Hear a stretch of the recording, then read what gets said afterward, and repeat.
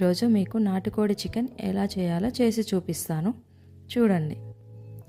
శుభ్రం చేసి పెట్టుకున్న చికెన్ని తీసుకొని దాంట్లో కొద్దిగా పసుపు, ఒక స్పూన్ సాల్ట్, ఒక స్పూన్ ధనియా పౌడర్, 1.5 స్పూన్స్ కారం, ఒక హాఫ్ స్పూన్ అల్లం ఎల్లిగడ్డ పేస్ట్ వేసి బాగా కలుపుకోవాలి. మంచిగా ముక్కలకంతా పట్టేలాగా కలుపుకోవాలి. బాగా ఇలా కలుపుకుంటూ ఉండాలి. మంచిగా కలుపుకోవాలి. అన్నీ ఉప్పు కారం అంతా మంచిగా పట్టాలి. తర్వాత ఇప్పుడు కొద్దిగా ఆయిల్ వేసి అన్నీ కలిపి మంచిగా కలుపుకోవాలి. ముక్కలకి బాగా పట్టాలి. ఇప్పుడు స్టవ్ వెలిగించి పాత్ర పెట్టుకొని దాంట్లో కొద్దిగా ఆయిల్ వేసి వేడవనివ్వాలి. వేడయ్యాక హోల్ గరం మసాలా వేసి కొద్దిగా ఫ్రై అవ్వనివ్వాలి. కొద్దిగా ఫ్రై అవ్వాలి. తర్వాత మనం కట్ చేసి పెట్టుకున్న ఆనియన్ ముక్కలు వేసుకొని ఫ్రై చేసుకోవాలి. దీంట్లో కొద్దిగా పసుపు వేసి కలుపుకోవాలి. కొంచెం ఉల్లిపాయ ముక్కలు దోరగా వేగనివ్వాలి. మంచిగా కలుపుతూ దోరగా వేయించుకోవాలి.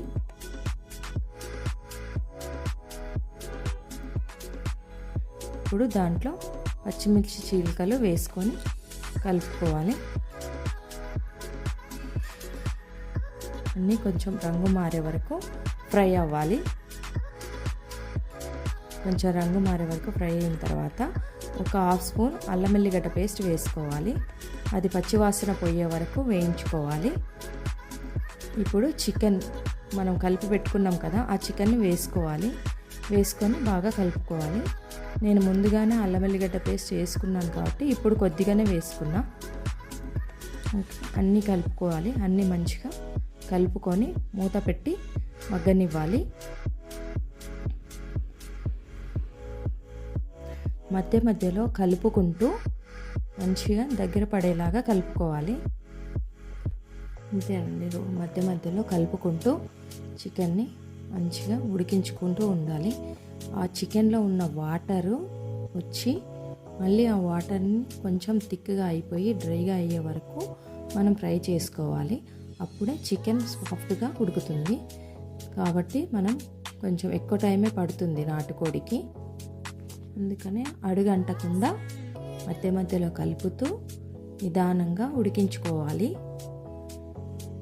20 మినిట్స్ పడుతుందండి ఈ ప్రాసెస్ అంతా కంప్లీట్ అవ్వడానికి. ఇక చూడండి, నూనె పైకి తేలింది, ఉడికి దగ్గర పడిందండి. ఇప్పుడు కొద్దిగా హాట్ వాటర్ వేసుకొని కలుపుకోవాలి. హాట్ వాటర్ వేసుకొని కలుపుకొని మూత పెట్టి ఒక 5 నిమిషాలు మగ్గించుకోవాలి. ఇప్పుడు కొద్దిగా గరం మసాలా వేసి కలిపి 2 మినిట్స్ మూత పెట్టి మగ్గించుకోవాలి. ఇప్పుడు మనము వేసిన మసాలాలు, సాల్ట్, కారం అన్నీ సరిపోయాయా లేదా ఒకసారి చెక్ చేసుకొని సరిపోకపోతే మనం వేసుకోవాలి. నాకైతే అన్నీ సరిపోయాయి. ఒక సాల్ట్ ఒకటి కొంచెం వేసుకున్నాను, ఆ క్లిప్ మిస్ అయింది. ఓకే, అన్నీ సరిపోయాయండి. చక్కగా ఉడికింది.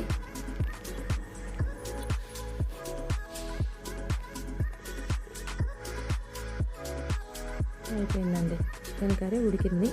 ఇప్పుడు చివరిగా కొత్తిమీర చల్లి కలుపుకొని దించి సర్వ్ చేసుకోవడమేనండి.